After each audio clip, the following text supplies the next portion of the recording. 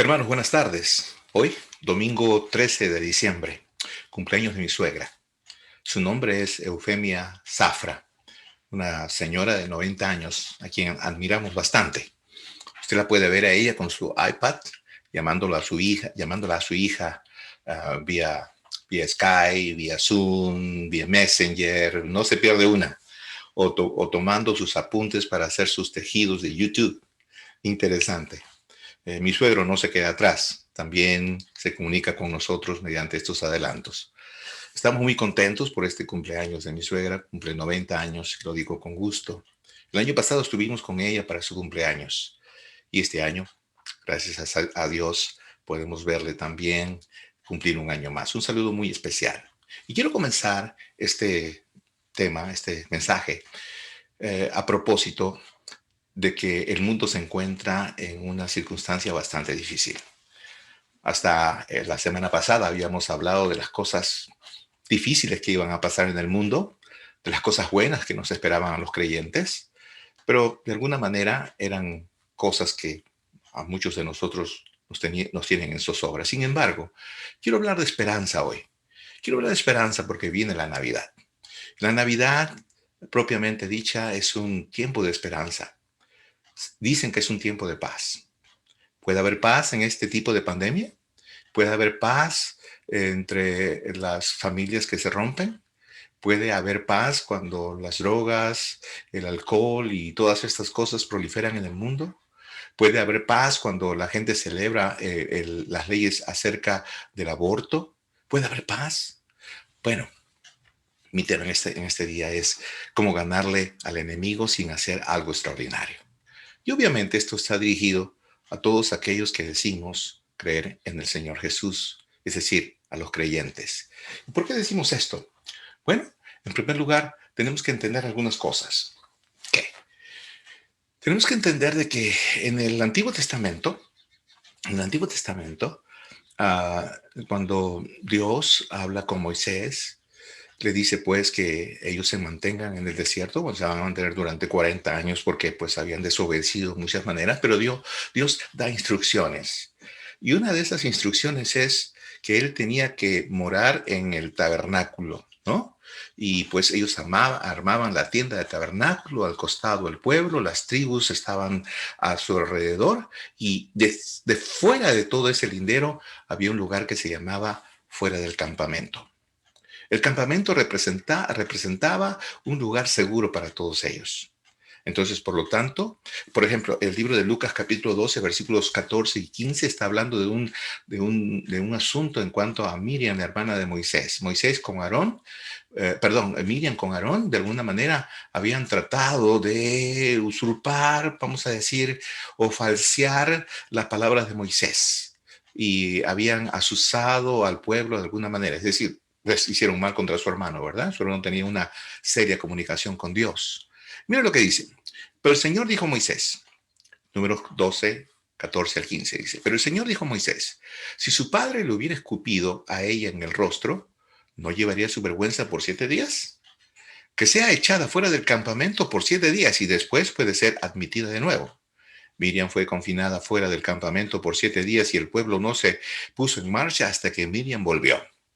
Miriam era la hermana de Moisés, pero tenía que ir fuera del campamento por un motivo, para llevar una vergüenza.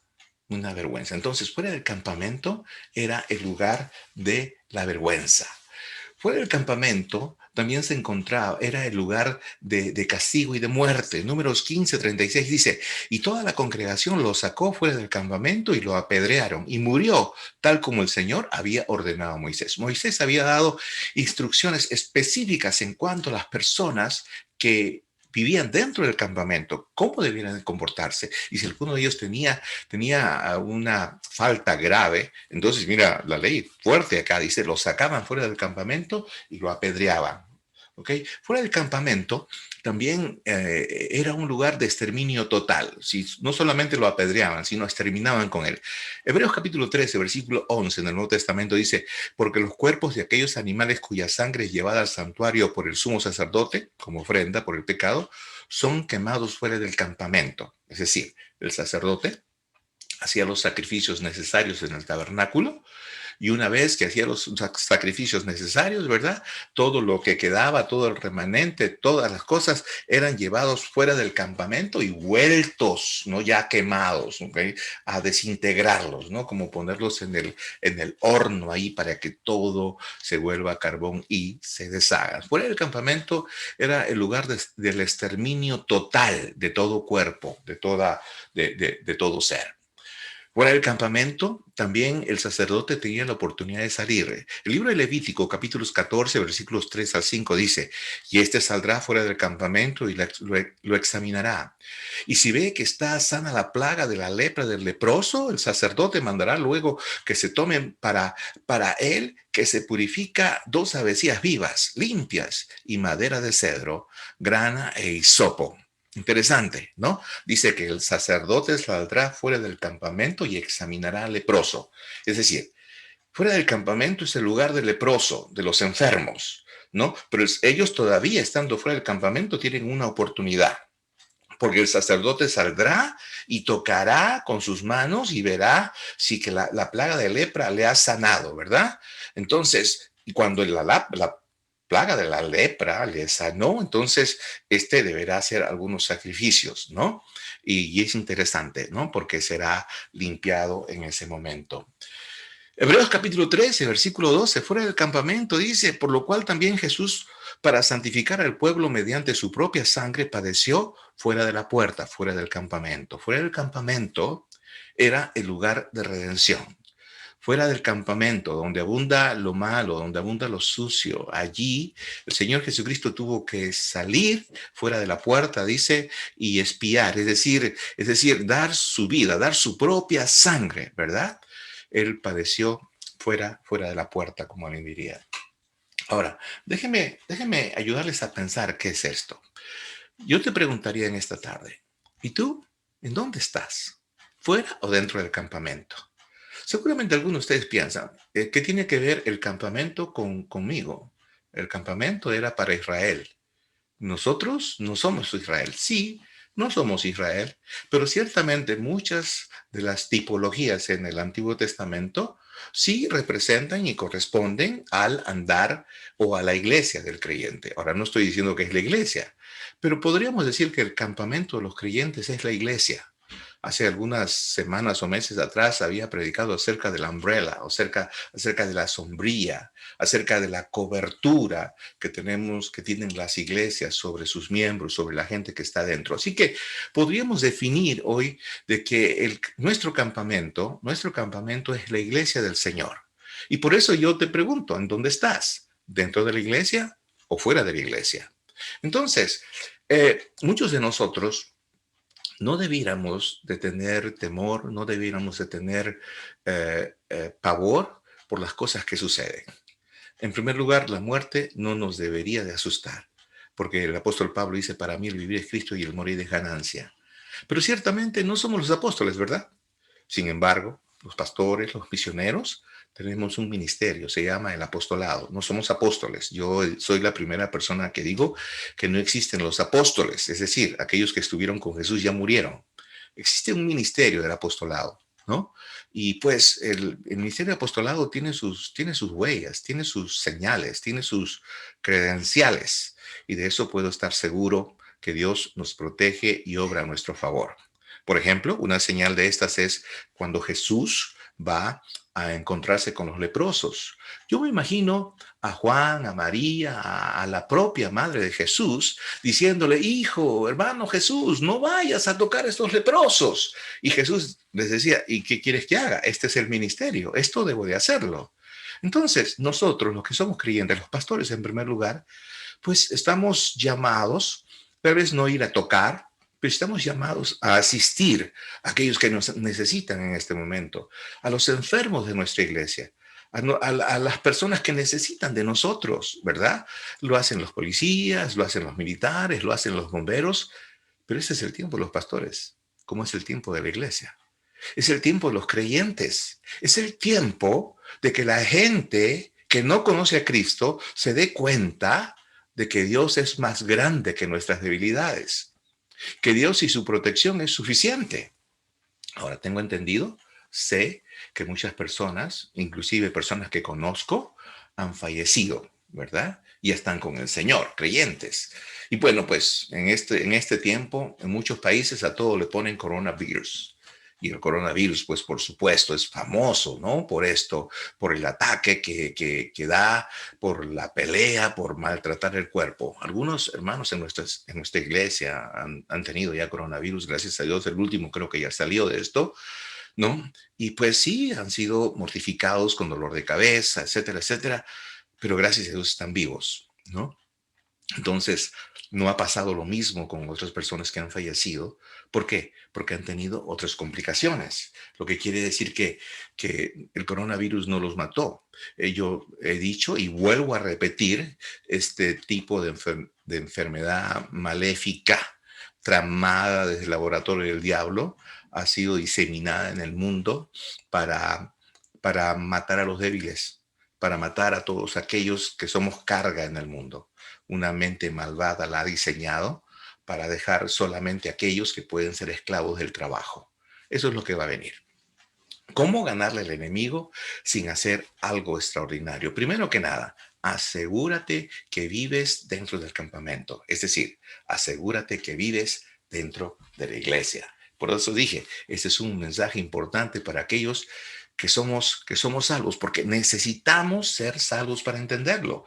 Efesios capítulo 2, versículos 8 dice, porque por gracia sois salvos por medio de la fe, y esto no de vosotros, ¿no? Sino que es un don de Dios, no por obras para que nadie se gloríe. Escúcheme bien usted que me está mirando esta noche o esta tarde o este día, no sé en qué momento sea allá en tu sitio.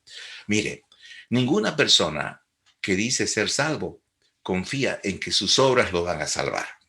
Hace poco escuché que el Papa había dado cierto permiso para que tantas personas ya no vayan a encontrarse con lo que sabe venir en México, que es la veneración, ¿no? O adoración de la Inmaculada Concepción. Eso fue ayer o anteayer, creo. Y bueno, se había dado indultos. Ahora, esta es una cosa que la Iglesia Católica está acostumbrada a hacer para seguir engañando a la gente. ¿Sabe qué quiere decir un indulto? Quiere decir que tienes menos tiempo en el purgatorio, ¿verdad? Eso, ni siquiera eso asegura tu salvación, ¿no? Ahora, por si acaso, los indultos cuestan, nada es gratis en el catolicismo. Ahora, lo siento mucho si eres católico, te toca saber esto. Y yo lo sé de verdad, y te puedo asegurar que lo sé y te lo puedo probar. No tengo problema si me pides una prueba. Pero sabes una cosa, te tengo que decir una cosa. Los creyentes en Jesucristo, ¿no? Son salvados por medio de la fe, y la salvación es ejercida por Dios. La salvación no es ejercida porque yo quiero. La salvación no es ejercida porque yo voy a la iglesia, porque yo comulgo, porque yo hago el acto de contrición, porque yo rezo el yo pecador, o porque yo llevo mi Biblia, o porque yo me sé 200 versículos de la Biblia. O sea, eso no te salva. Para nosotros vivir dentro del campamento, dentro de la iglesia, dentro de la protección de Dios, necesitamos, en primer lugar, ser salvos. Si tú no eres salvo, lo siento. Pero hoy tú puedes encontrar la salvación si tan solamente dejas que Dios toque tu corazón por medio de este mensaje. Necesitamos entonces no solamente ser salvos, necesitamos tener la seguridad de ser salvos. Primero Juan capítulo 5 versículos 2 y 13 dice, el que tiene al Hijo tiene la vida, y el que no tiene el Hijo de Dios no tiene la vida. Estas cosas os he escrito a vosotros para que creáis en el nombre del Hijo de Dios, para que sepáis que tenéis vida eterna. ¿Sabes?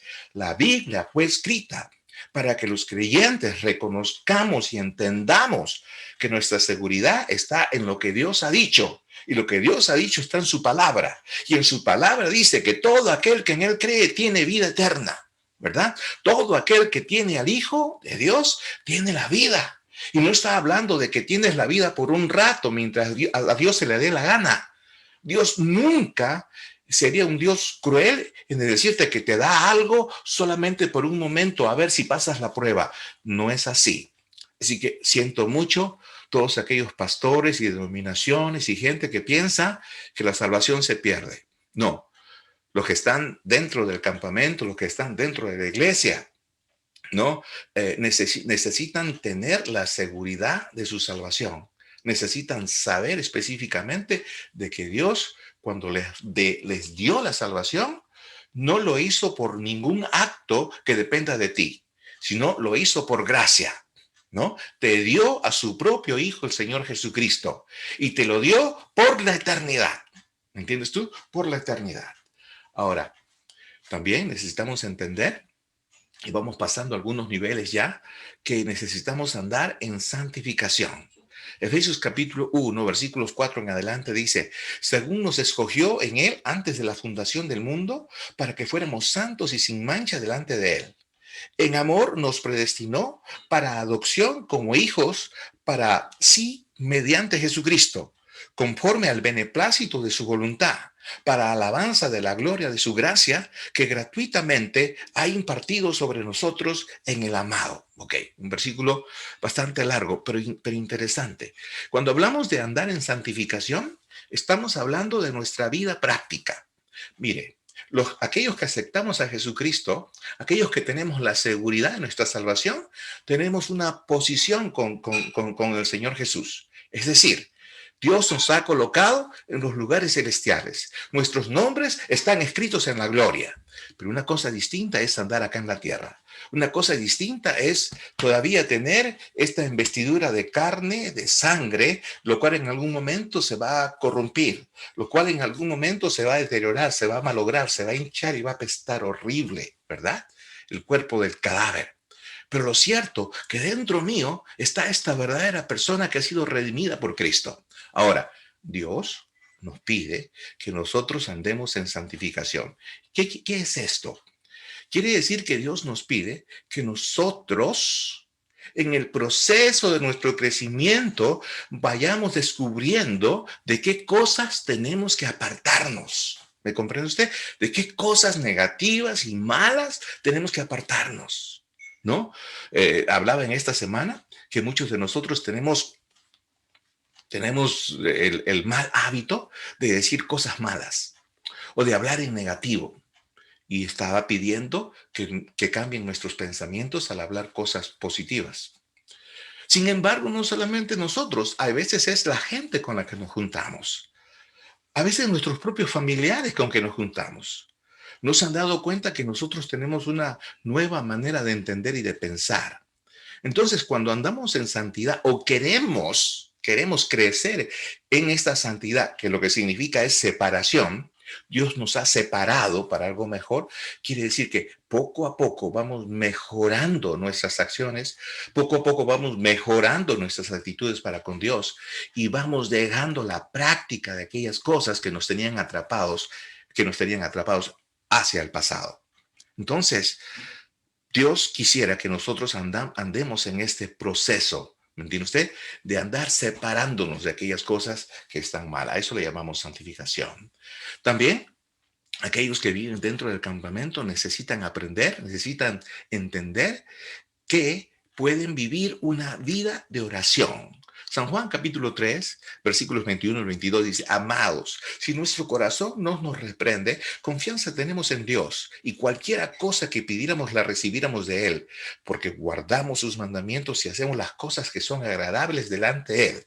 Primero de Juan capítulo 3, versículos 21 al 22. Una vida de oración es una vida de entrega, es una vida de confianza, es una vida de conversación, es una vida en donde sé que me acerco al trono de gracia porque el que está sentado en el trono me escucha, porque sé que el que está sentado en el trono me mira y no mira lo negro de mis pecados que han sido perdonados, sino me está mirando a mí, está mirando la persona de Cristo en mí. ¿Me entiende usted? Y me está escuchando. Por eso es importante aprender a tener una vida de oración diaria. ¿Ok?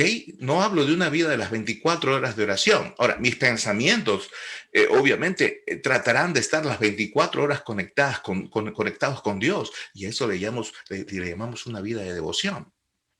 Pero Dios quiere una comunicación franca, sencilla y sincera contigo.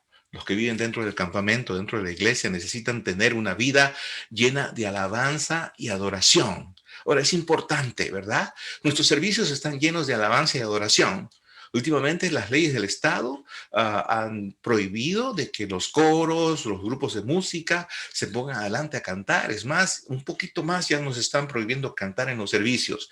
Y por eso algunos de nosotros estamos usando música grabada y de allí YouTube o Facebook no da el permiso y tenemos bastantes dificultades con eso. Porque a toda costa Satanás quiere tratar de taparnos la boca, porque sabes una cosa, a Satanás le incomoda la alabanza. A Satanás le confunde la alabanza. Cuando tú alabas, confundes a Satanás. ¿Me entiendes tú? Cuando tú adoras, confundes al enemigo. Y por eso decimos que el enemigo no te puede hacer daño cuando tú tienes una vida de alabanza y adoración. Segunda de Crónicas, capítulo 20, versículos 21 al 25 dice, luego Josafat se puso de acuerdo con el pueblo y eligió a varios cantores para que marcharan al frente del ejército y fueron cantando y alabando a Dios con el himno que dice, den gracias a Dios, porque Él nunca deja de amarnos. Los cantores marcharon vestidos con sus trajes especiales, versos 22 y 23, dice, ¿no? Y en cuanto empezaron a cantar, mire, Dios confundió a los enemigos de Judá. Fue tal la confusión que los amonitas y los moabitas atacaron a los de Seir hasta que se acabaron con todos. Luego los amonitas y los moabitas se pelearon entre ellos y acabaron matándose unos a otros. Así fue como cayeron derrotados, ¿no? Versículos 24 y 25. Dice, cuando el ejército de Judá llegó hasta el punto desde el cual se ve el desierto, solo vieron un montón de cadáveres regados por todos lados. No quedó nadie con vida. Ok, si lees todo el pasaje aquí en Segunda de Crónicas, vas a encontrar que hubo una tremenda confusión. El pueblo de Judá estaba completamente temeroso. Ellos ya creían ser muertos, más que el rey Josafat, que había sido muy serio, él había derribado muchos altares de Baal, etcétera, etcétera, pero por un momento perdió la cordura y la volvió a recobrar, gracias a Dios, ¿no? Entonces fue así que hizo una alianza con su pueblo. Y él lo primero que hizo fue mandar a adorar a Dios. Y si tú te fijas lo que dice este versículo, la importancia de la música, del canto sagrado dentro de la iglesia, la importancia por el cual tú debes de aprender a cantar y adorar, porque cuando lo haces, los demonios se matan entre sí. Estos ejércitos eran muchísimos hombres, estaban listos para matar a quién, al pueblo de Dios. Pero cuando el rey hizo lo que tuvo que hacer, Dios dice, los confundió a los ejércitos enemigos. Tanto así que se mataron entre sí. En el momento que tú empiezas a cantar, a adorar, a alabar al Señor, en ese momento Satanás tiene perdida la batalla. En ese mismo momento, los demonios que te están asusando se van a ir. Se van a ir, se van a ir, se van a ir de tu vida, se van a ir de tu lado, van a regresar, pero se van a ir. Eso quiere decir que necesitas una vida de oración. Y importante también, porque dentro del campamento, dentro de la iglesia, nosotros debemos de vivir en unidad con nosotros cristianos. Es decir, o sea, con los miembros de la iglesia. Colosenses capítulo 3, versículos 13 dice, soportándoos unos a otros y perdonándoos unos a otros si alguno tuviere queja contra otro, de la manera que Cristo os perdonó, así también hacerlo vosotros. ¿Sabe qué? Dentro de la iglesia no debe de haber un espíritu de ensorbecimiento. Dentro de la iglesia no debería haber un hermano o hermana o persona o pastor o líder que crea que piensa mejor que el resto, que crea que es mejor que el resto. Si eso tiene, ese es un agente de Satanás, te lo aseguro. ¿Me entiendes tú? Te lo aseguro. Te doy mi palabra que es así. Ahora, entonces, ¿qué debemos hacer? Colosenses dice, soportándoos unos a otros y perdonándoos unos a otros. ¿Sabes cómo se llama? Para vivir en unidad se necesita la tolerancia. Y eso es lo que Dios propone dentro de la iglesia, que seamos tolerantes para vivir dentro los unos de los otros. Y sabes qué también, ser tolerantes para aquellos creyentes que pertenecen a otras denominaciones. Malas noticias para nosotros los bautistas, no somos los únicos salvos como algunos se creen. Somos salvos por medio de la fe en Jesucristo, pero creo que hay otros grupos de creyentes que conocen al Señor Jesús que también son salvos. ¿Me comprende usted? Entonces, cuidado con esa arrogancia, cuidado con esa tendencia a creerse los únicos en la tierra. Dios no trabaja de esa manera. Y ahora bien, otra vez, para repeler al enemigo, decimos sin algo extraordinario, es usar bien la palabra de Dios. ¿Y por qué no es algo extraordinario usar bien la palabra de Dios?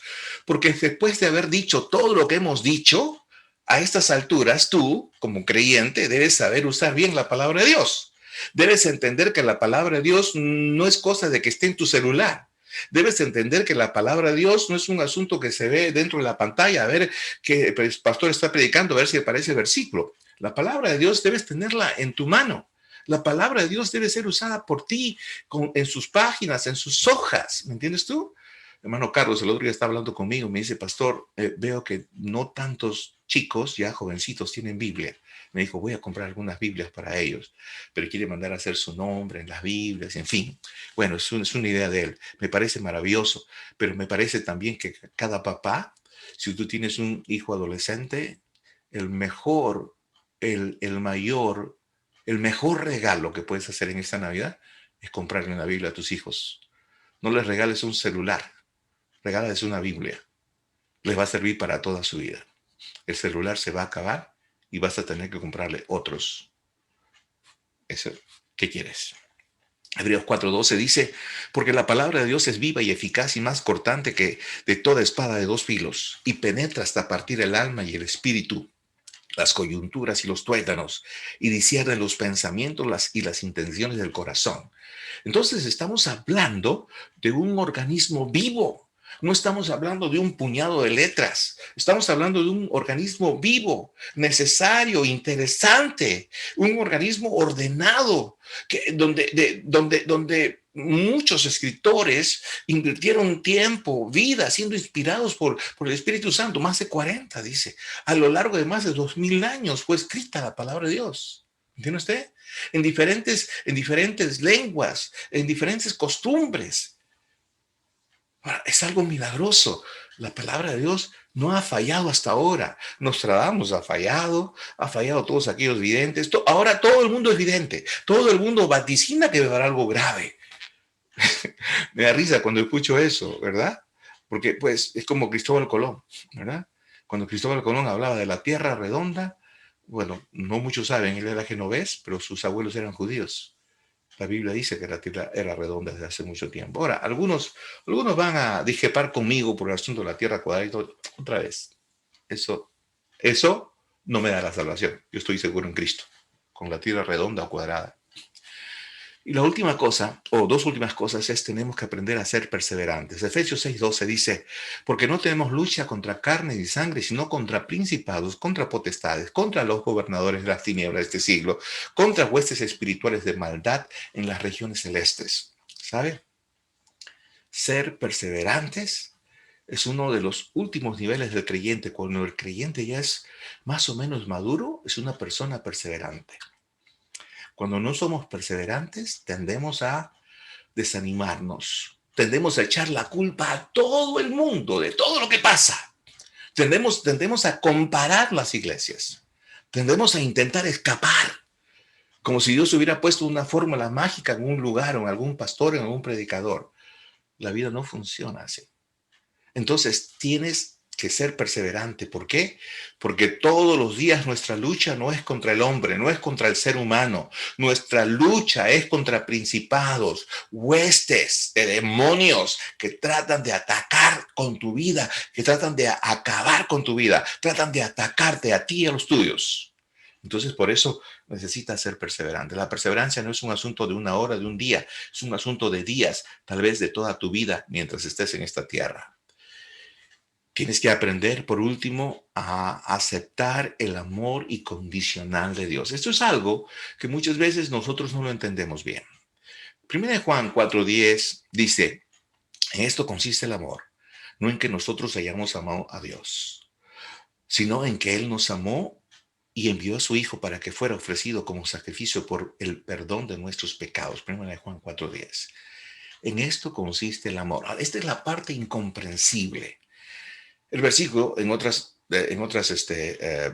Biblias, en otro tipo de Biblias, dice, porque Dios nos amó primero. Dios nos amó primero. O sea, es decir, antes de que tú ames a Dios, Dios te amó primero. Y la razón por la cual nosotros amamos a Dios es porque Dios entregó a su propio Hijo como sacrificio para el perdón de nuestros pecados. ¿Me comprendes?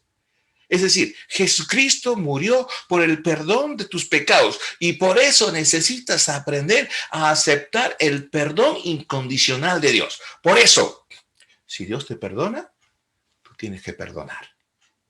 Si tú no perdonas, estás fuera del campamento. ¿Me entiendes? Entonces, todo lo que pueda venir, el COVID y todas las cosas malas que podemos enumerar, todas estas cosas te van a venir. Tú dirás, pastor, ¿me está amenazando? No, quédate donde estás y vas a ver. Los que estamos dentro del campamento, estamos seguros. Los que estamos dentro de la iglesia, estamos seguros. ¿Por qué? Éxodo 33:14, el versículo con el cual quería empezar, dice así. Y él dijo, mi presencia irá contigo y te daré descanso. Se lo dice a Moisés. Moisés, no te preocupes. Más abajo Moisés le dice, sí, Señor, porque yo sin ti no salgo a ninguna parte. Mira el libro de Éxodo, capítulo 33, te vas a dar cuenta de lo que te digo. ¿Sabes lo que quiere decir? Que la presencia de Dios está con nosotros. Cuando hacemos todo lo que te dije, entonces la presencia de Dios está con nosotros. Entonces, si la presencia de Dios está con nosotros, no le podemos temer a nada ni a nadie. No hay COVID que Dios no pueda sanar.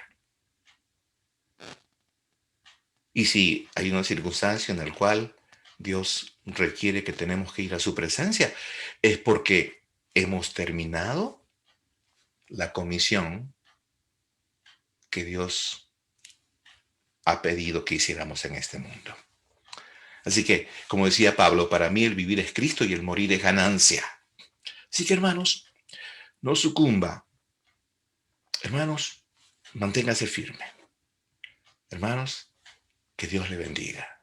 Gracias por escucharnos.